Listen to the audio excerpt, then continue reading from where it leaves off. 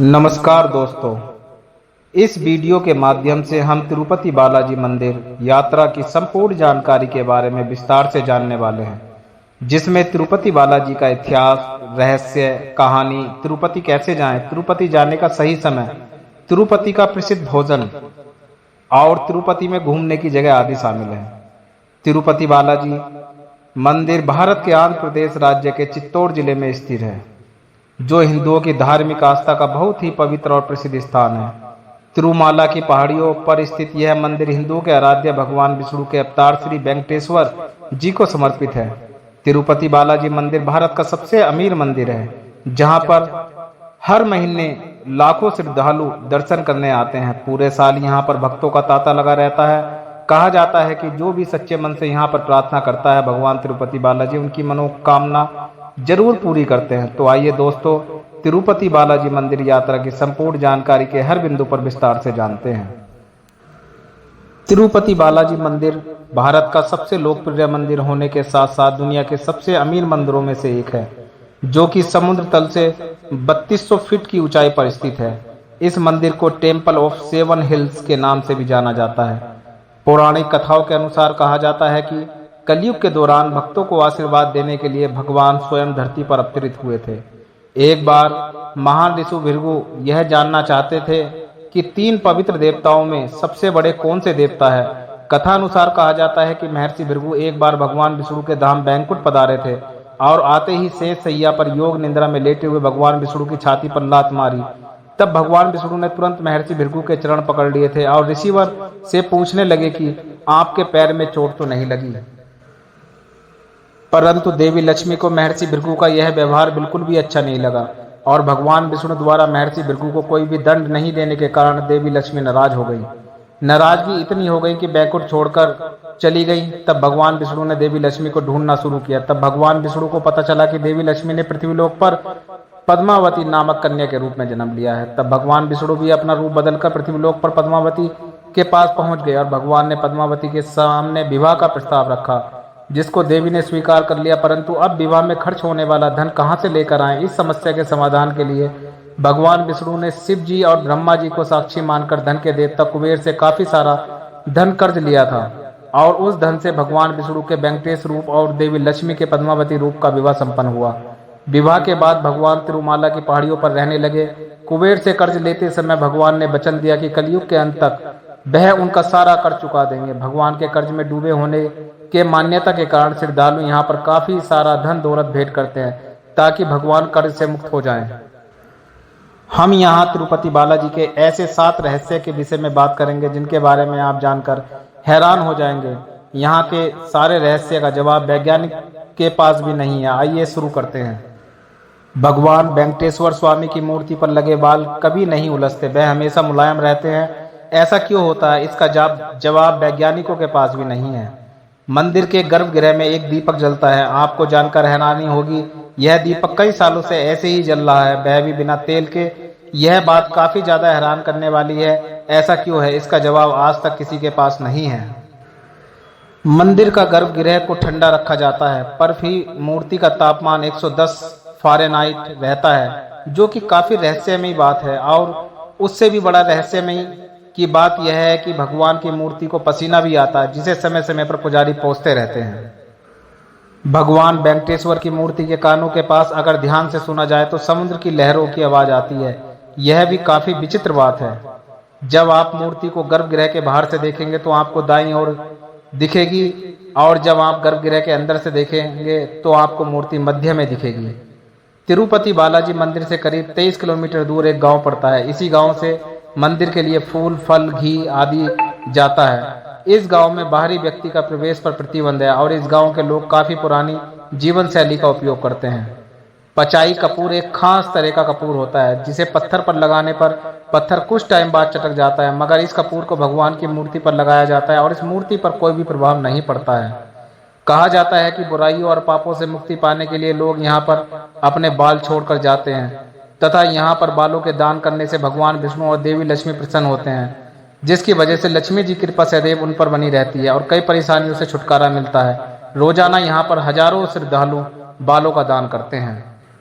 अगर आप तिरुपति बालाजी में अपने बाल दान कर रहे हैं तो यहाँ पर बाल दान करने के पहले कुछ नियम है जिनका पालन करना होता है। बालाजी के दर्शन करने से पहले आपको बाल दान करने होते हैं। इसके लिए नाइयों द्वारा कोई भी शुल्क नहीं लिया जाता है, लेकिन अगर आप अपनी मर्जी से कुछ पैसे देना चाहते हैं तो दे सकते हैं। इसके अलावा मंदिर अथॉरिटी से खुद ब्लेड लानी होती है। इसके बाद आपको बाल कटवाने के लिए लाइन में लगना पड़ता है। बाल कटवाने के बाद स्नान कर और कपड़े बदल कर के आप मंदिर में बालाजी के दर्शन के लिए जा सकते हैं।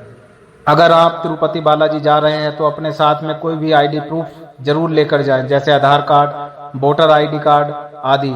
सबसे पहले तिरुपति बालाजी के दर्शन करने के लिए मंदिर के पास में काउंटर से ई पास बनवाना होता है, जो कि फ्री में बनता है। पास बनवाने के लिए किसी पहचान पत्र की जरूरत पड़ती है। इसके बाद मंदिर के पास में ही मौजूद पुष्करणी कुंड में स्नान करना पड़ता है। इसके बाद 12 स्वामी का दर्शन करना होता है। उसके बाद बालाजी के दर्शन करने के लिए लाइन में लगना पड़ता है। लाइन में लगने के बाद बालाजी के दर्शन करने के कुछ घंटों का समय भी लग सकता है। वहीं दिवाली जैसे कुछ विशेष पर्वों पर दर्शन के लिए 1 से 2 दिन तक भी लाइन में लगना पड़ सकता है। लाइन में लगे लोगों के लिए एक ट्रस्ट की तरफ से समय समय पर खाना पीने की सुविधा मिलती रहती है और जगह जगह पर विश्राम की भी सुविधा है। अगर आप बालाजी के दर्शन करने के लिए लंबी लाइन में से बचना चाहते हैं तो लगभग 3 महीने पहले ऑनलाइन पास बुक करके जाएं।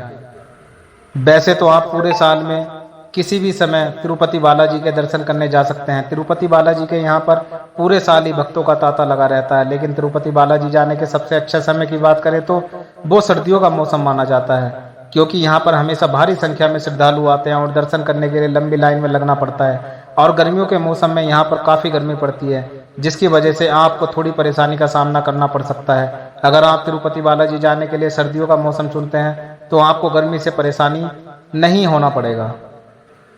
अगर आप तिरुपति बालाजी के यहाँ पर ठहरने की सोच रहे हैं तो आपको जानकारी के लिए बता दें कि यहाँ पर मंदिर ट्रस्ट की तरफ से सस्ते और काफ़ी अच्छे रूम की सुविधा उपलब्ध है, जिसका किराया 100 से 150 रुपये तक का होता है। इसके अलावा अगर आप होटल में ठहरना चाहते हैं तो आपको इसके लिए बालाजी मंदिर से 23 किलोमीटर दूर तिरुपति शहर में ठहरना होगा। तिरुपति बालाजी मंदिर भारत का बहुत ही पवित्र और प्रसिद्ध धार्मिक स्थल होने की वजह से तिरुपति भारत के विभिन्न हिस्सों से सड़क मार्ग, रेल मार्ग और वायु मार्ग से बहुत अच्छी तरह से जुड़ा हुआ है। आप अपनी सुविधा अनुसार किसी मार्ग का चयन करके आसानी से तिरुपति बालाजी पहुंच सकते हैं। अगर आप ट्रेन द्वारा तिरुपति बालाजी जाना चाहते हैं तो तिरुपति बालाजी के नज़दीक रेणीगुंटा रेलवे स्टेशन प्रमुख रेलवे स्टेशन है, जो कि तिरुपति बालाजी मंदिर से 32 किलोमीटर की दूरी पर स्थित है। यह रेलवे स्टेशन कई प्रमुख शहरों से काफ़ी अच्छी तरह से जुड़ा हुआ है। यहाँ से रोड मार्ग द्वारा तिरुपति बालाजी मंदिर पहुँचने में लगभग 1 घंटा और 10 मिनट का समय लग सकता है। इस रेलवे स्टेशन के बाहर ही आपको हर थोड़ी देर में बस की सुविधा मिल जाएगी, जिससे आप तिरुपति बालाजी पहुँच सकते हैं। अगर आप हवाई जहाज द्वारा तिरुपति बालाजी की यात्रा करना चाहते हैं तो तिरुपति का हवाई अड्डा भारत के कई प्रमुख शहरों से काफ़ी अच्छी तरह से जुड़ा हुआ है, जिससे आप हवाई जहाज द्वारा आसानी से तिरुपति बालाजी की यात्रा कर सकते हैं। इस हवाई अड्डे के बाहर ही आपको टैक्सी की सुविधा मिल जाएगी, जिससे आप अपने गंतव्य तक आराम से पहुंच सकते हैं। अगर आप सड़क मार्ग द्वारा तिरुपति बालाजी की यात्रा करना चाहते हैं तो तिरुपति सड़क मार्ग द्वारा भारत के विभिन्न राज्यों से बहुत अच्छी तरह से जुड़ा हुआ है, जिससे आप सड़क मार्ग द्वारा आराम से तिरुपति बालाजी के दर्शन करने पहुंच सकते हैं। इसके अलावा तिरुपति के आसपास के शहरों से तिरुपति के लिए बसों की सुविधा भी मिल जाएगी।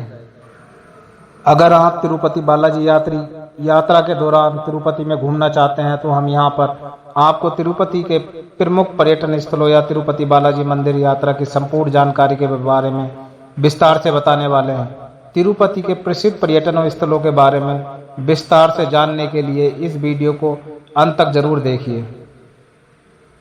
लगभग 450 एकड़ के विशाल भूभाग में फैला हुआ तिरुपति देव स्थानम गार्डन तिरुपति का बहुत ही लोकप्रिय पर्यटन स्थल है। यहाँ पर आपको कई प्रकार के फूलों की प्रजातियां देखने को मिल जाएंगी। इसके अलावा इस गार्डन में कई टैंक और तालाब भी देखने को मिलते हैं। यहाँ का सुनहरा वातावरण पर्यटकों को बहुत पसंद आता है। भारी संख्या में पर्यटक इस गार्डन में घूमने आते हैं।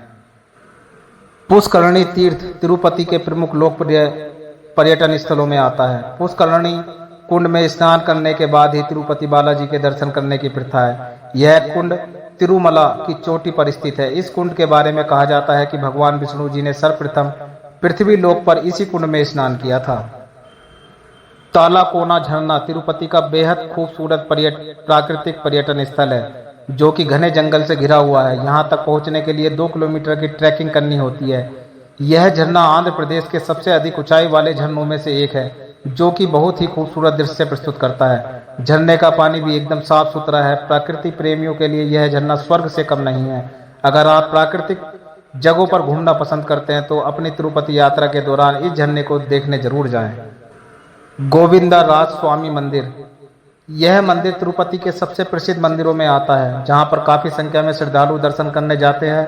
तिरुपति बालाजी मंदिर की तरह ही यह मंदिर भी ऐतिहासिक और लोकप्रिय है। श्री गोविंदराज जो को भगवान श्री वेंकटेश्वर जी का बड़ा भाई भी कहा जाता है। इस मंदिर परिसर की दीवारों पर भगवत गीता और रामायण की पंक्तियां भी लिखी हुई दिखाई देंगी, जो कि बेहद आकर्षक दृश्य प्रस्तुत करती हैं। बारी संग्रहालय म्यूजियम। तिरुपति मंदिर के कटार परिसर के सामने स्थित यह म्यूजियम 1,25,000 वर्ग फीट के विशाल भूभाग में फैला हुआ है। इस संग्रहालय में वैष्णववाद, तिरुमाला की परंपराओं और हिंदू धर्म का एक खूबसूरत समृद्ध भंडार देखने को मिलता है। इस संग्रहालय में हजारों प्राचीन ऐतिहासिक चीजें मौजूद हैं, जो प्राचीन समय को बयां करती है। अगर आप प्राचीन ऐतिहासिक चीजें देखना पसंद करते हैं तो यह संग्रहालय आपके लिए बहुत अच्छा विकल्प है। हिरण पार्क। अगर आप हिरण देखना पसंद करते हैं तो यह पार्क आपके लिए बहुत अच्छा स्थान है। यहाँ पर आपको कई हिरण के अलावा अन्य जीव भी देखने को मिल जाएंगे। यह एक प्राकृतिक पार्क है जिसको तिरुपति देवस्थानम के द्वारा बनाया गया है। इसके अलावा यहाँ का शांत, खूबसूरत और प्राकृतिक सुंदरता युक्त वातावरण पर्यटकों को मनमोह लेता है। यह पार्क तिरुपति के सबसे अच्छे पर्यटन स्थलों में से आता है। कालहस्त। अगर आप तिरुपति के आसपास घूमने की जगह की तलाश में हैं तो यह स्थान काफी अच्छा स्थान है, जो कि मंदिर शहर है जहां पर भगवान शिव को समर्पित खूबसूरत ऐतिहासिक प्राचीन मंदिर मौजूद है। यह स्थान तिरुपति शहर से 33 किलोमीटर की दूरी पर है। अगर आप धार्मिक आस्था रखते हैं तो यह स्थान आपके लिए बहुत अच्छा है।